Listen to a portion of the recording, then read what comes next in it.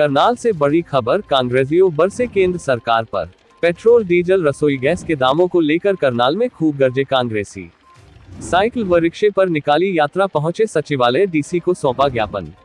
Petrol, रसोई व diesel के दाम इस समय आसमान छूने से भी ऊपर पहुंच गए हैं, जिससे लेकर रोजमर्रा की जरूरत है अब आम इंसान से दूर होती जा रही है। लगातार विपक्ष पेट्रोल डीजल को लेकर विरोध प्रदर्शन कर रहा है, लेकिन मौजूदा केंद्र सरकार जनता की कमर तोड़ने पर लगी है।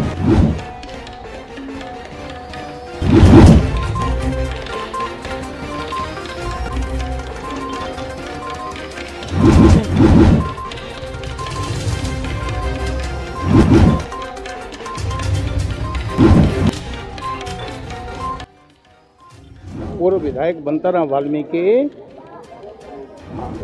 हरियाणा प्रदेश ही नहीं, हिंदुस्तान केंद्र सरकार और खट्टर सरकार ने जो है ना, इसकी महंगाई ने कमर तोड़ दी है। और रसोई जो है ना कि बिल्कुल ही ऐसे छूनी पड़ी है कि उसमें कोई भी चीज़ मालिक लेकर के आ नहीं सकता। महिलाएं रो रही हैं, बच्चे बिलक रही हैं।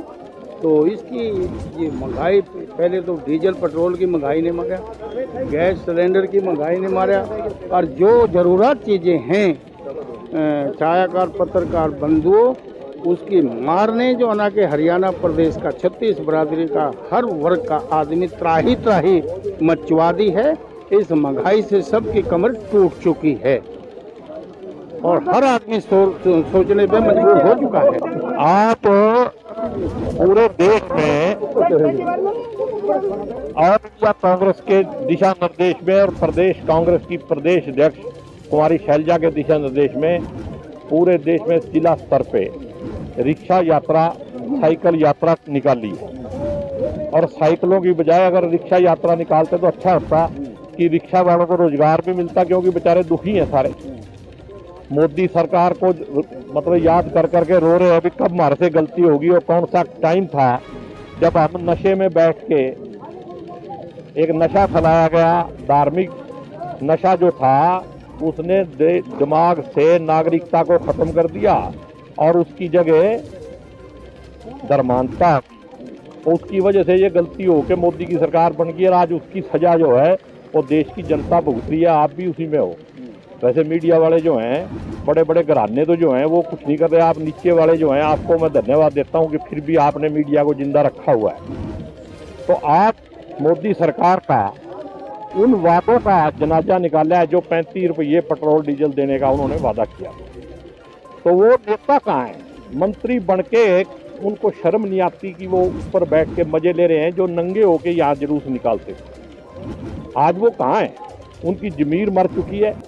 और इस देश का बड़ा तभी होगा जब इलेक्शन डिक्लेयर होगा और ये जनता जागरूक होकर इस विचारधारा के लोगों की सफाई करे। मुख्यमंत्री जी पिछले दिनों करनाल आए थे, उनसे पेट्रोल डीजल का ये सवाल पूछा गया तो उन्होंने कहा हमारे हाथ में नहीं है। ऊपर से मुख्यमंत्री जी झूठ बोलते हैं। जब कांग्रेस की सरकार थी तो 8.8 वैट था, आज 17.2 है और वो परसेंटेज में बढ़ता है। जब 17.2 की परसेंटेज जैसे जैसे रेट बढ़ता है तो आप देखो कितना बढ़ता चला जाता है। मुख्यमंत्री जी को झूठ नहीं बोलना चाहिए। मुख्यमंत्री जी तो ये भी कहते हैं कि हमने मंडियां बंद नहीं की हैं। मंडियों के अंदर किसान को मार्केट फीस देनी पड़ती, जबकि 167 रुपये की जो देनदारी है वो खरीदार की होती है, किसान की नहीं होती है। पता नहीं मुख्यमंत्री जी को जानकारी नहीं है या वो जानबूझ के लोगों को गुमराह करने की आदत है। तो आपकी अगर सरकार होती तो आपका क्या इसमें श्रेय रहता? हमारी सरकार होती तो पहले भी हरियाणा में सबसे कम वैट था। हमारी सरकार आएगी तो पूरे हिंदुस्तान में सबसे कम वैट जो है वो फिर हरियाणा में ही होगा। आज हमने महात्मा गांधी जी के चरणों से शुरू करके और बाजार घंटाघर से कुंजपुरा रोड से होते हुए यहाँ तक आए हैं। तो गोभी जी कितने साल बाद जो है आप रिक्शा पर बैठे हैं? नहीं, मैं बहुत तो रिक्शा पे बैठता रहता हूँ। थोड़े दिन पहले हमने प्रदर्शन किया था, उस दिन भी रिक्शा पे बैठा था और आज भी मैंने रिक्शा पे बैठने का इसलिए फैसला लिया भाई, एक तो सेहत की वजह से ज़्यादा साइकिल चलेगा नहीं, मजाक उड़ाएंगे लड़के ये भाग जाएंगे आके, मैं पीछे रह जाऊँगा। और एक मैं रिक्शे पे बैठूंगा तो रिक्शे वाले को रोजगार भी मिलेगा, दोनों काम हो जाएंगे। देखिए, आज हरियाणा प्रदेश कांग्रेस अध्यक्षा कुमारी शैलजा जी, राष्ट्रीय अध्यक्षा आदरणीय सुश्री सोनिया गांधी जी, श्री राहुल गांधी जी के नेतृत्व में पूरे हरियाणा प्रदेश में हर जिलावार ये साइकिल यात्राएं निकाली गई और ये एक सांकेतिक तौर पे है कि जिस तरीके से आज पेट्रोल और डीजल के दाम बढ़ते जा रहे हैं, जिस तरीके से महंगाई अपनी चरम सीमा पे है, आने वाला जो हमारा वक्त है वो पेट्रोल और डीजल से चलने वाले तमाम वाहन अपने घर में खड़े हो जाएंगे और आने वाले समय में दोबारा से इन साइकिल यात्रा हमें करनी पड़ेगी। अंधभक्त के तौर पे मैं आदरणीय मोदी जी का बहुत बहुत धन्यवाद करना चाहूँगा कि हम कांग्रेसियों को नहीं पता था कि अगर पेट्रोल और डीजल के दाम पहले बढ़ा दिए होते तो निश्चित तौर पर हमारे सारे साथी स्वस्थ रहते, किसी को कोई बीमारी नहीं होती, कोरोना से नहीं गुजरना पड़ता। तो मैं आदरणीय मोदी जी का ये भी धन्यवाद करना चाहूँगा कि अभी पेट्रोल और डीजल के अंदर जो ये होड़ चली है इसको भी तुरंत प्रभाव से आप खत्म करो, इसको बराबर 100 के आंकड़े पे लेके आओ। और महंगाई का क्या है, गरीब आदमी है वो कुछ भी खा के गुजारा कर लेगा, लेकिन आपको देश के लिए जो युद्ध के लिए जो सामग्री खरीदनी है वो आप खरीदते रहो।